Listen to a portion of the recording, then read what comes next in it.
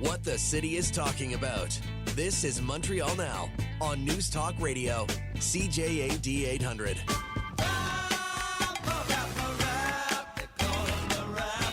That is James Mennie over at the Montreal Gazette.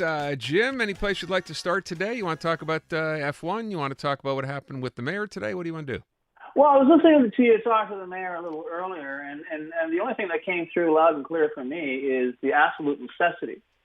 And this was first broached by Ensemble Montreal, is that City Council be reconvened and all the interested parties, including those two suspended inspectors, be called upon to explain to City Council and in doing so the people of Montreal just what the hell happened in that 48-hour period. Because now we're getting information in dribs and drabs it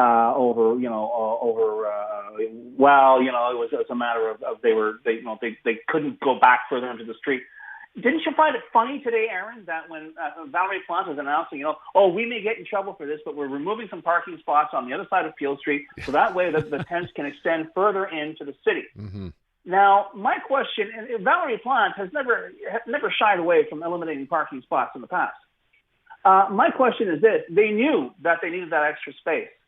Do you mean to tell me that on Peel Street between St. Catherine and the Maisonneuve, that strip in front of Ferrera and in front of Chez Alexandre, whatever parking spots were there, were being kept open for whatever Prius driving Joe Lunch Bucket who might have been in the area? Or were they perhaps more likely little reserved, unofficial reserved VIP parking spots for people who want to come down and check out Alain Créton's, Porsche cavalcade that he has every year in front of Chez Alexandre? Was that perhaps the issue? Because it seems to me they had no question. It wasn't a problem. Just get rid of the parking spots. Everything's fine. The tents can go back up. Once again, far more questions than there are answers.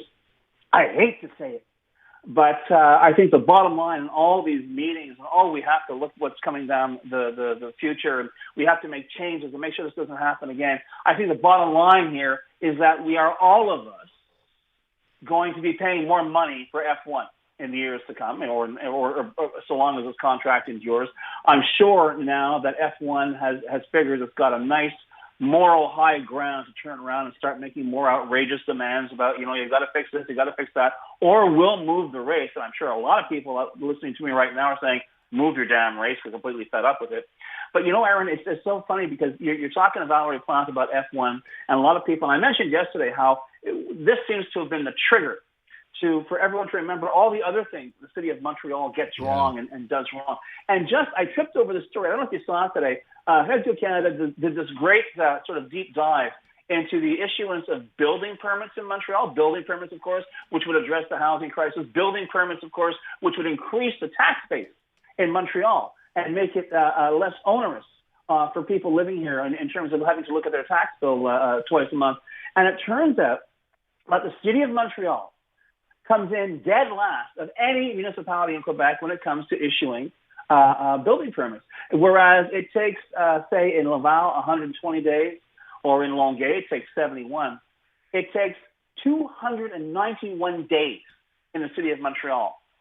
That's the average to get yourself a building permit to actually build something in the city of Montreal. And it's not because of demand, because obviously there aren't that many projects going on right now, but this is what's keeping a lot of developers away. And when they asked the city of Montreal about it, the city goes, well, we're a very complex city. And BS. I mean, and I know, they have a bureaucracy the size of, the Crab Nebula, and that's why it takes so damn long to get anything done in the city of Montreal. So essentially, I guess I shouldn't be surprised by the obfuscation that's going on right now, because the one thing this administration and previous administrations, I'll be fair, is really good at doing is trying to distract people from what's wrong right in front of you. But the fact of the matter is, we're not going to get any answers. We're not going to get any satisfaction until we find out what happened. And from what I heard today from Valerie Plante talking to reporters earlier at the press conference, we are not going to find it through regular channels. It's going to have to be through a very formal inquiry. I will mention, by the way, this idea of the city and all, what did you mention? The number of employees, civil servants that this city has. It's interesting to note, and I brought it up in the conversation with the mayor, Alain Creton this morning, when they were down there talking and the mayor was saying you guys can stay open, he mentioned, and he gave us some details I had not heard before, which was he tried to actually get in touch with city officials, went to some office on Notre Dame or something, only to be told that that person in the city was working from home and he could never make contact with them. So that's what we're dealing with now, not just a giant bureaucracy, but we don't even know where people are anymore. Does that sound like the administration of the second largest city in Canada to you? Yeah. Or does that sound like some backwoods boondock,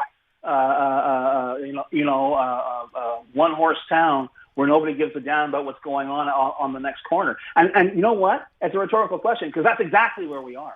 So, there's this idea, world-class cities, ville gastronome, pis-ci, pis-ça. No.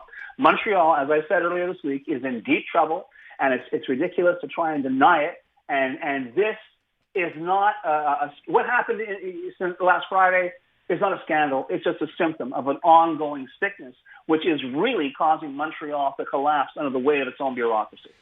By the way, for people who didn't hear, the head of the F1 actually has summoned them. They've already met face to face. He's now asking to meet her again. Yeah. So that's not good. That's not good news. No, he is going to, in the final traditions of F1 administration, he is going to have yet another ransom note for the city of Montreal and say, you've got to do A, B, C, and D, and you're going to have to pay for it. And it'll be up to Valérie Plante to determine whether, like every other mayor before her, she's going to do backflips to make sure that these guys get their money, because if not, they'll move the race. So this is just another day at the office, I'm afraid, for Montreal taxpayers, for all of us, in fact. Jim, real quick, provincially, I'm not sure I understand this story. What are they trying to build again in Quebec City? A third link, a fourth link, a second link, a new bridge? Third link, they want to have a bridge between Quebec City and Lévis.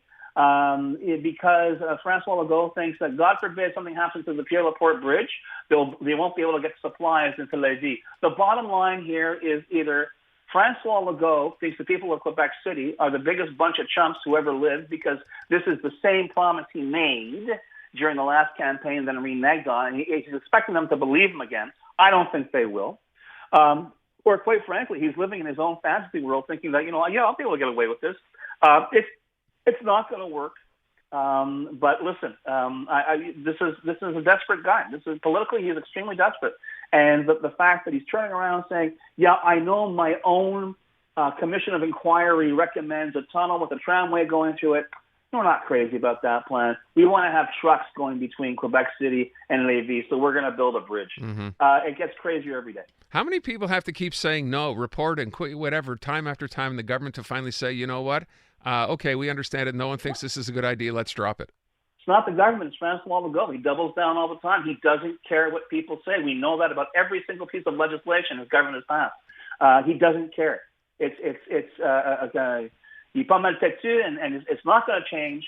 And it'll be interesting to see next month whether this promise, he said, making air quotes, will take a bite out of his really lousy poll numbers.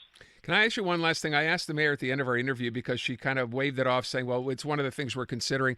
Wouldn't it make sense, at least at this point, to simply say, you know what, admitting that everything didn't work the way it was supposed to here and the communication between fire department, city hall didn't work, to simply take the fines and rip up those tickets? No, because the one thing we do know for a fact, Aaron, is that they were in violation of the fire code. But Jim, they were told the day before it was okay.